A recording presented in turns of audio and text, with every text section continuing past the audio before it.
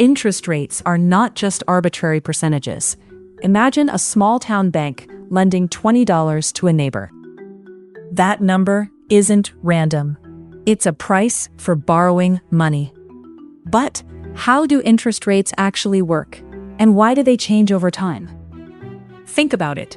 The price of borrowing can affect whether you buy a car, start a business, or save for college. In recent years, interest rates for loans in the US have often been around a few percent. After this, the next time you see an interest rate, you'll understand what it really means for your money and decisions. What an interest rate really means. Have you ever wondered what it really means when someone talks about an interest rate? Think of it like borrowing money from a friend.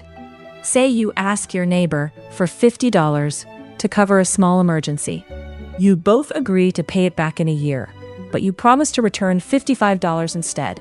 That extra $5 is the cost of borrowing. It's called interest. The interest rate shows how much extra money you pay compared to what you borrowed, expressed as a percentage over 1 year. In this case, giving back $5 on $50 means a 10% interest rate. This rate isn't just a random number. It sets the price for borrowing money and the reward for lending it out. Picture this: a small-town bank lending $20 to a neighbor. They decide on an interest rate to cover their risks and to earn something for waiting to get their money back. But what happens if prices rise and that $5 ends up worth less next year? That's where inflation comes in, changing what interest rates actually mean. How exactly inflation shifts this balance is the next piece to understand. Why inflation changes what interest rates mean. But interest rates on their own don't tell the full story, because they don't account for inflation, which changes what your money can actually buy over time. Let's say, if you put $20 in a savings account with a 5% interest rate, at the end of the year, you'll have about $21. That sounds like a gain, right? But if prices for everyday things, like groceries or gas, have gone up by 3% during that same year, the extra dollar doesn't stretch as far. You can only buy about 2% more than you could before. This difference is the real interest rate. The actual increase in your purchasing power after inflation takes a bite out of your earnings. Economists call the interest rate you see in advertisements the nominal interest rate. It shows the percentage increase in your money without considering inflation. The real interest rate, by contrast, adjusts for inflation to reveal whether you're truly gaining or losing ground. If inflation matches that nominal 5% rate, your real gain is zero, because your money's buying power stays the same, even though the number in your bank account has grown. This matters for every borrower and lender, from a small-town bank lending $20 to a neighbor to someone getting a mortgage. Ignoring inflation can make an interest rate seem better or worse than it really is, which can lead to surprises when you use your money in the real world. What's less obvious is how risk and inflation expectations shape these rates, making the next question more complex. How do lenders decide what interest rate to charge when so many factors are shifting behind the scenes?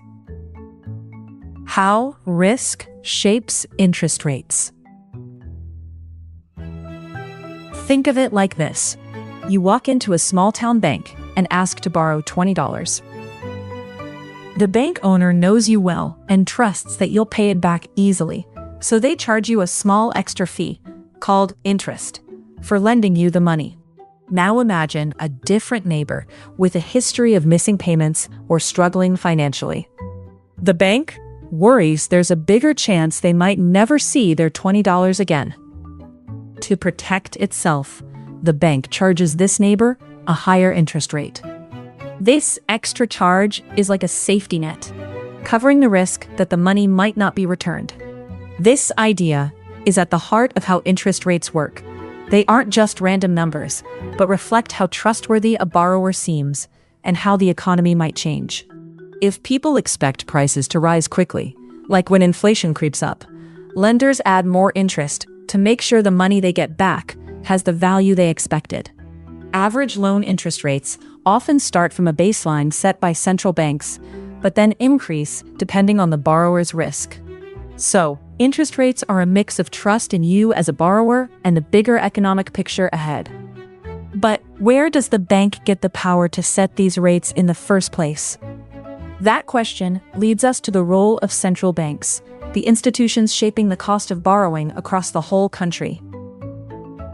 Central banks and their role in setting interest rates.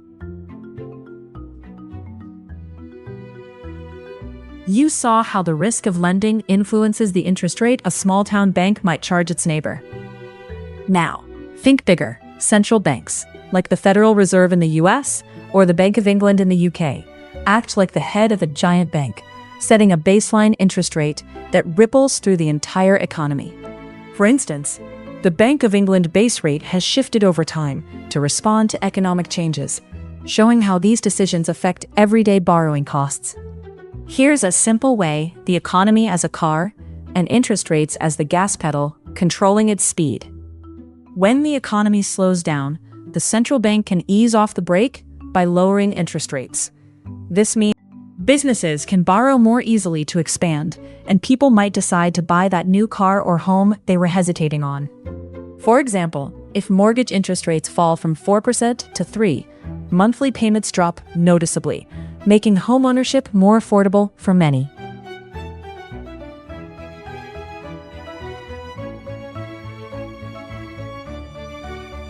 According to the World Bank, the U.S. had an average loan interest rate of about 3.25% recently, reflecting such central bank influence.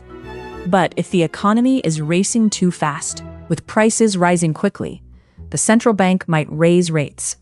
This makes borrowing costlier, cooling spending, and helping keep prices stable. Some countries like Zimbabwe have faced extreme cases where central banks raised rates dramatically to fight inflation. These shifts affect your wallet directly. Credit card rates, car loans, and mortgages all respond to this central bank decision. The federal funds rate in the US and the base rate in the UK are key benchmarks that influence many everyday borrowing costs. What's tricky is how these rate changes spread and compound over time, changing how money grows or debts pile up. But that's a thread to follow next. How compound interest makes money grow or debt balloon. Now, imagine you put $100 in a savings account that pays 5% interest each year, compounded annually. That means at the end of the first year, you earn $5, so your total becomes $105. The next year, you earn interest not just on your original $100, but also on that $5 you earned the year before. So, you get 5% of $105, which is $5.25. Your money grows faster because each year you earn interest on the new total, not just the starting amount. Think of it like rolling a snowball down a hill. At first, it's small, but as it rolls, it picks up more snow. The bigger it gets, the more snow it collects each turn, making it grow faster. Compound interest works the same way with your money. It keeps adding to itself, so growth speeds up over time. After 10 years of this, your $100 will have grown to more than $160, not just $150, because each year's interest adds to the amount that earns interest the next year. That extra $10 might not sound like much, but over longer periods, compounding can turn small savings into much larger sums. On the flip side, compound interest can make debt balloon quickly. If you borrow money and don't pay it off, interest builds on interest, making the total owed grow faster than you might expect. That's why unpaid credit card balances or loans can become heavy burdens if left unchecked. The small town bank lending $20 to a neighbor could see that amount grow to much more with compound interest, whether as savings or debt. This shows why understanding how interest works can change how you handle money every day. But how have interest rates changed over time, and what surprises might those changes bring? That's where history steps in next. Interest rates through history and common surprises. Have you ever wondered why the interest rates you hear about aren't always steady? Imagine, in the 1980s, the United States faced very high inflation.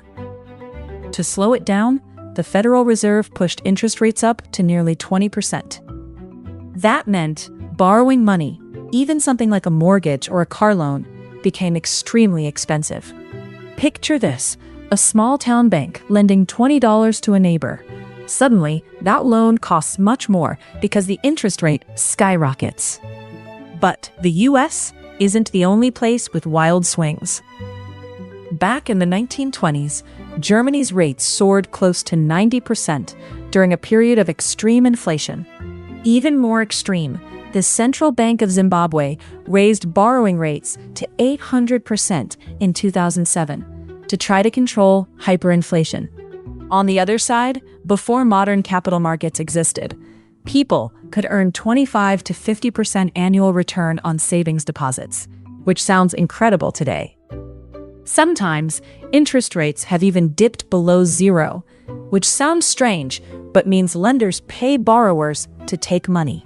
These swings happen because interest rates respond to economic conditions like inflation and growth, which can change unpredictably.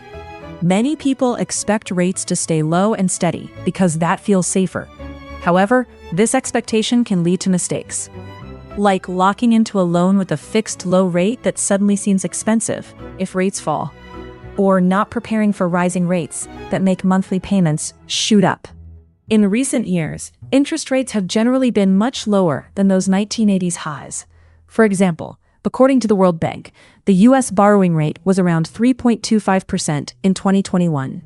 This wide range over time shows how much interest rates can surprise us. So, what happens to your money or debt when interest rates take these big swings? That's where the story gets even more interesting. Interest rates are not just random numbers. They show the true price of borrowing money, or the real reward for saving it. They change over time because of many factors, like inflation, economic growth, and central bank policies. For example, in recent years, loan interest rates in the U.S. have been relatively low compared to historical levels.